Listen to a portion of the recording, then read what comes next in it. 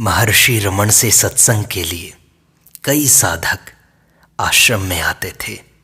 वो अपने प्रश्न करते थे, महर्षि उनका समाधान देते थे।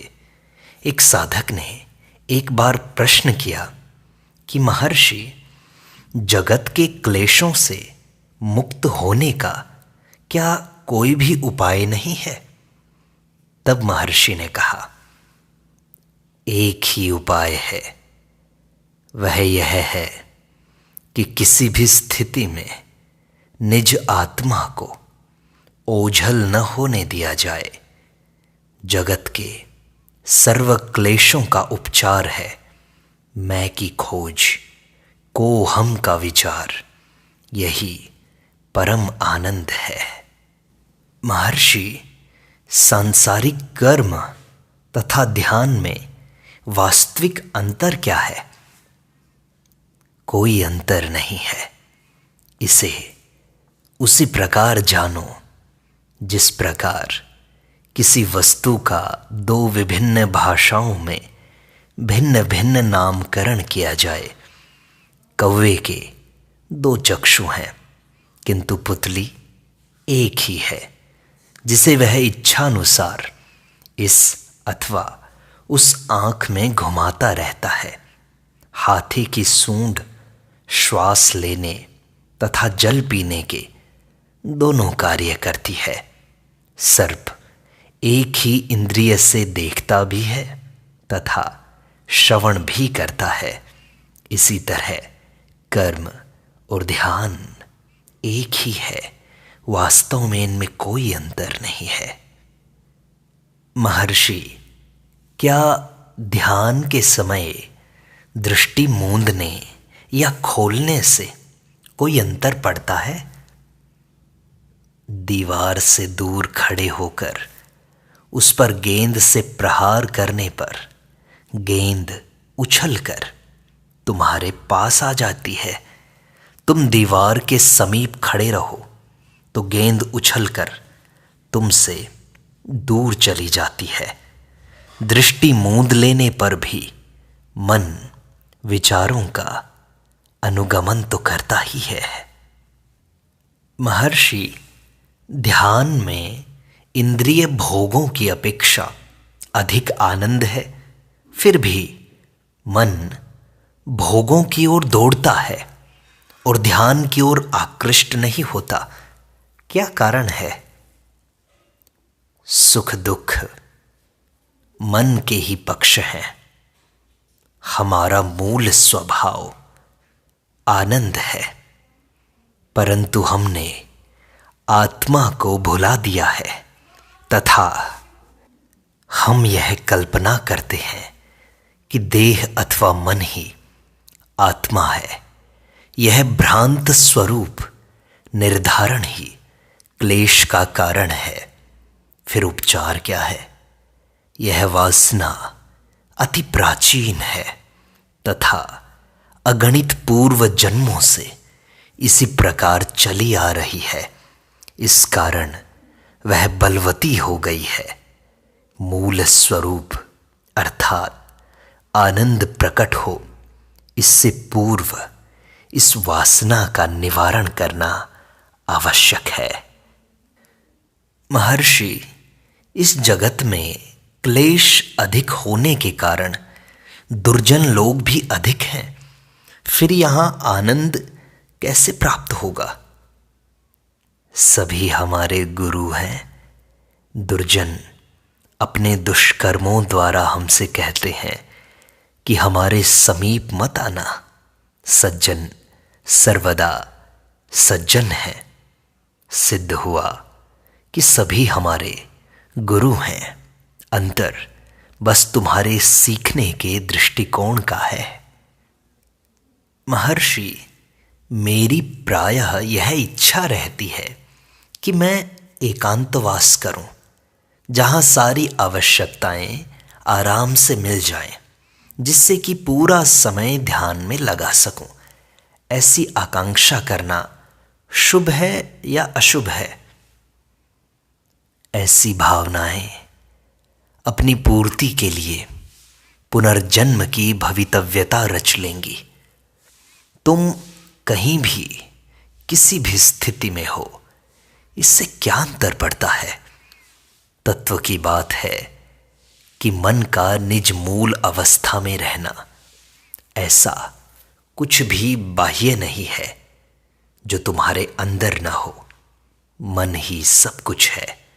मन चंचल हो तो निर्जन स्थान भी बाजार जैसा बन जाता है। आंख मूंदने से कोई लाभ नहीं। मनः चक्षु मूंदते ही सब अनुकूल हो जाता है। जगत तुमसे बाहर नहीं है। सत्पुरुष कार्य करने से पूर्व योजना नहीं रचते। इससे लाभ क्या है? वस्तुतः जिस परमेश्वर ने जगत में हमारा पदार्पण कराया है, उसने स्वयं योजना निर्माण कर रखी है, जो अवश्यमेव पूर्ण होकर रहेगी। महर्षि, ज्ञानी पुरुषों में सबसे श्रेष्ठ कौन है? कोई भी किसी अन्य व्यक्ति के संबंध में कुछ नहीं जान सकता, न किसी को बंधन अथवा मोक्ष प्रदान कर सकता है। प्रत्येक व्यक्ति विश्वविख्यात होना चाहता है। यह आकांक्षा मानव के लिए स्वाभाविक है, किंतु इस आकांक्षा से ही निर्धारित लक्ष्य प्राप्ति संभव नहीं। जिसे परमात्मा नहीं अपनाता, उसे लांछित होना ही पड़ता है। जो स्वयं से समन सशरीर ईश्वर को समर्पित कर देता है, वह जगत विख्यात हो जाता है। इसलिए अपने मन को, अपने शरीर बुद्धि को ईश्वर को समर्पित कर दो। तुम भी जगत विख्यात हो जाओगे। महर्षि, एक व्यक्ति अच्छे कर्म करता है, फिर भी शुभ मार्ग पर चलने के लिए उसे दुख भोगने पड़ते हैं। दूसरा व्यक्ति गलत काम करके भी आनंद सहित रहता है। ऐसा क्यों होता है? दुख सुख पूर्वकृत कर्म का परिणाम है, वर्तमान कर्म का नहीं। दुख सुख क्रमानुसार आते रहते हैं। मनुष्य को इन्हें बिना कातर हुए धैर्य सहित सहन करना अथवा भोगना चाहिए। मनुष्य को सर्वदा आत्मनिष्ठ रहना चाहिए। कर्मरत रहते हुए हमें परिणाम की चिंता नहीं करनी चाहिए और यदा कदा प्राप्त दुख अथवा सुख से विचलित नहीं होना चाहिए। सुखी वही होगा जो दुख सुख के प्रति उदासीन रहे। महर्षि, मोक्ष प्राप्ति में गुरु की क्या भूमिका है, क्या लाभ है? मोक्ष तुमसे बाह्य कहीं भी तो नहीं है। मोक्ष तुम्हारे अंदर है। मनुष्य को मुक्ति की उत्कंठा होती है तो अंदर का गुरु उसे अंदर की ओर खींचता है तथा बाह्य गुरु उसे आत्मा में धकेलता है। यही गुरुओं का अनुग्रह है। महर्षि, मेरे संसार को लेकर कुछ प्रश्न हैं। क्या सृष्टि होते ही जगत में इतनी सारी जो विविधता दिखती है वो तभी पैदा हो गई या बाद में हुई? क्या भगवान निष्पक्ष हैं? अगर ऐसा है तो कोई जन्म से लंगड़ा है, कोई अंधा है, इसका क्या कारण है? और क्या अष्टदिक्पाल, 33 करोड़ देवी देवता और सप्तऋषि आज भी हैं? ये प्रश्न स्वयं से करो, उत्तर मिल जाएगा।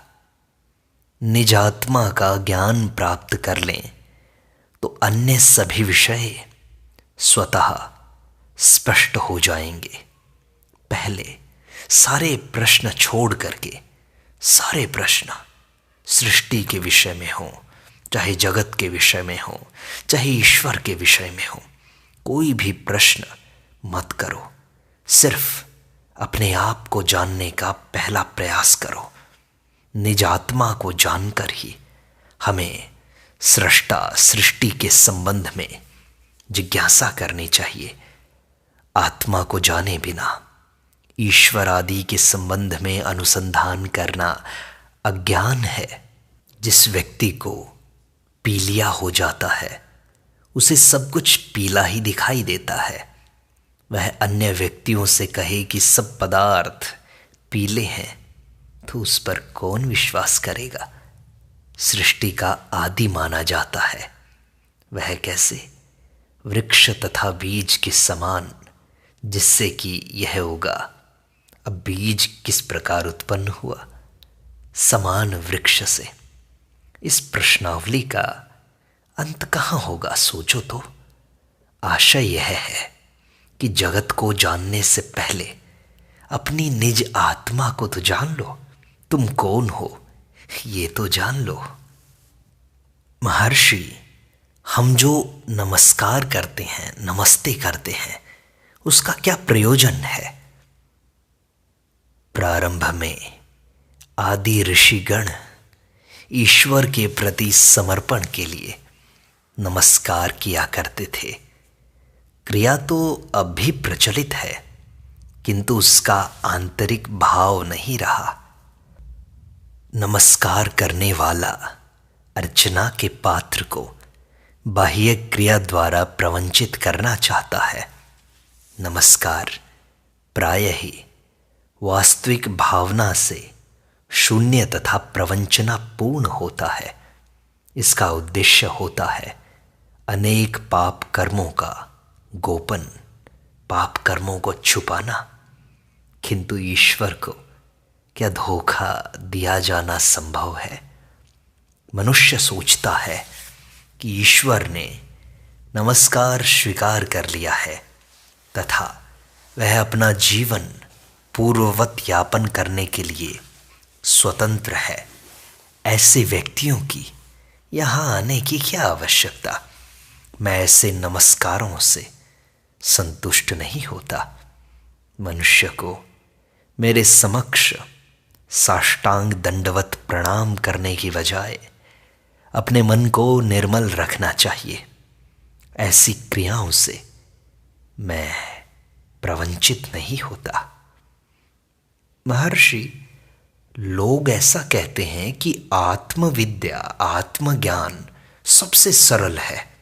ऐसा क्यों? अन्य विद्या हेतु ज्ञाता, ज्ञान तथा ज्ञेय, इन तीनों की आवश्यकता है, जबकि आत्मविद्या के लिए यह सब वांछित नहीं। यह आत्मा है। क्या इससे अधिक कोई अन्य वस्तु स्पष्ट हो सकती है? इस कारण यह सबसे सरल है। तुम्हें केवल कोहम, इस पर विचार मात्र करना है। मनुष्य का सच्चा नाम मुक्ति है। महर्षि, हम लोग अपने पूर्व जन्म में क्या थे? हमें अपने पूर्व जन्म का ज्ञान क्यों नहीं होता? करुणामय प्रभु ने लोगों से यह जानकारी गोपनीय रखी। लोगों को यदि ज्ञान हो जाए कि वे पुण्यवान थे, तो वे अहंकार करने लगेंगे। इसके विपरीत यदि उन्हें ज्ञान हो जाए कि वे दरिद्र थे, तो वे निराश हो जाएंगे। दोनों ही स्थितियां अवांछनीय हैं। मनुष्य बस आत्मा को जान ले, इतना ही पर्याप्त है। जिस प्रकार सागर में जल उड़ेल देने के पश्चात नदी प्रवाहित नहीं होती रहती, इसी प्रकार मनुष्य भी आत्मलीन होने के पश्चात सारी क्रियाओं का परित्याग कर देता है। महर्षि, अनेक लोग ध्यान करने के लिए कहते हैं कि भ्रिकुटी के मध्य में ध्यान करो। क्या ये ठीक है? प्रत्येक को यह बोध है कि मैं हूं। इस बोध को विस्मृत करके मनुष्य ईश्वर की खोज में भटकता है। भ्रू मध्य में ध्यान एकाग्र करने से लाभ क्या है? यह कहना केवल मूढ़ता है कि ईश्वर भ्रू मध्य में स्थित है। ऐसे निर्देशों का लक्ष्य मन को एकाग्र कराने में उसकी सहायता मात्र करना है। यह हठयोग द्वारा मनोनिरोध का एक साधन है। मन को हठपूर्वक एक दिशा में प्रवृत्त कर दिया जाता है। इससे निदिध्यासन में सहायता मिलती है। किंतु साक्षात्कार का सर्वोत्तम साधन है कोहम, इसका विचार करना। वर्तमान क्लेश मन को ही है तथा मन द्वारा ही इसका निवारण संभव है। महर्षि, क्या आहार के संबंध में प्रतिबंधों का पालन करना आवश्यक है? हाँ, तुम सात्विक और मिताहार कर सकते हो। महर्षि, अनेक आसनों का उल्लेख है, उनमें श्रेष्ठ कौन सा है? निदिध्यासन सर्वोत्कृष्ट है। अपने अंदर झांकना, अपने बारे में चिंतन करना, मैं की खोज करना, इसे निदिध्यासन कहते हैं। यही सबसे श्रेष्ठ है। महर्षि, जीवन का उद्देश्य क्या है? जीवन का उद्देश्य जानने का प्रयास भी पूर्व जन्मों के शुभ कर्मों का परिणाम है। जो ऐसे ज्ञान को अर्जन करने में प्रवृत्त नहीं है, वे अपना जीवन व्यर्थ गवा रहे हैं। महर्षि, मन का स्वरूप क्या है और अरूप क्या है? सुषुप्ति से जागृत होने पर एक ज्योति प्रकट होती है, जो महत्तत्व में से निकल कर आती आत्म ज्योति है। इसे ही विराट चेतना कहा गया है। यह अरूप है। ज्योति अहंकार पर पड़कर परावर्तित होती है, तब देह तथा जगत भासित होते हैं। यह मन का स्वरूप है। वस्तुएं इस चेतना के परावर्तित प्रकाश में भासित होती हैं। इसे ही ज्योति कहा है। महर्षि, ऐसा कहते हैं कि एक बार आत्म साक्षात्कार कर लेने पर भी मनुष्य वासनाओं से मुक्त नहीं होता। ऐसा क्यों है? तो साक्षात्कार क्या है? और क्या ज्ञानी को भी ऐसा ही साक्षात्कार होता है? तो परिणाम भिन्न क्यों होते हैं? अनुभव एक ही है। जाने अनजाने प्रत्येक व्यक्ति आत्मा का अनुभव करता है। अज्ञानी का अनुभव वासनाओं से आच्छादित है, जबकि ज्ञानी का अनुभव आच्छादित नहीं है।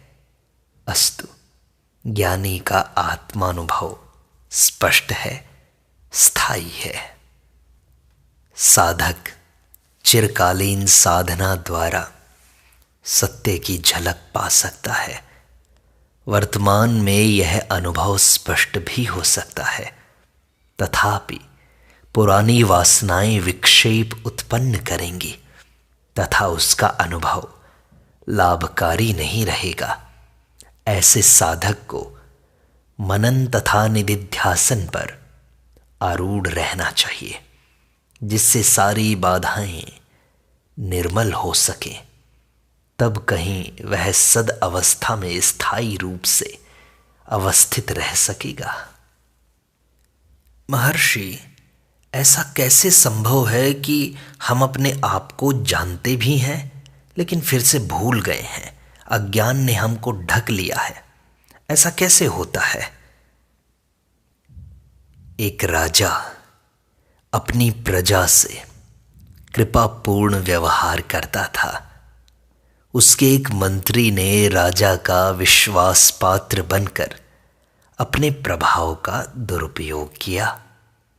अन्य मंत्रियों तथा अधिकारियों की इससे बहुत हानि हुई तथा उन्होंने उससे पीछा छुड़ाने का एक मार्ग सोचा।